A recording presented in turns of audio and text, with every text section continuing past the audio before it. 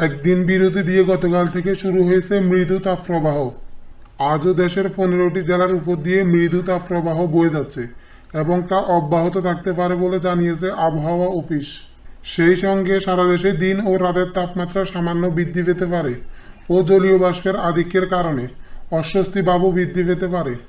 পূর্বাভাসে বলা হয়েছে মাদারীপুর, গোপালগঞ্জ, সিলেট, চট্টগ্রাম, রাঙামাটি, চাঁদপুর, নোয়াখালী, ফেনী, বান্দরবান, খুলনা, মোংলা, সাতক্ষীরা, চুয়াডাঙ্গা, কেফুপাড়া এবং বোলা জেলার উপর দিয়ে মৃদু তাপপ্রবাহ বয়ে যাচ্ছে এবং তা অব্যাহত থাকতে পারে।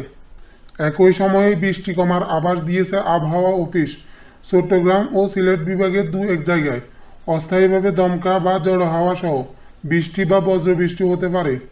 এছাড়া দেশের অন্যত্র অস্থায়ী আংশিক মেঘলা আকাশ সহ আবহাওয়া প্রধানত শুষ্ক থাকতে পারে।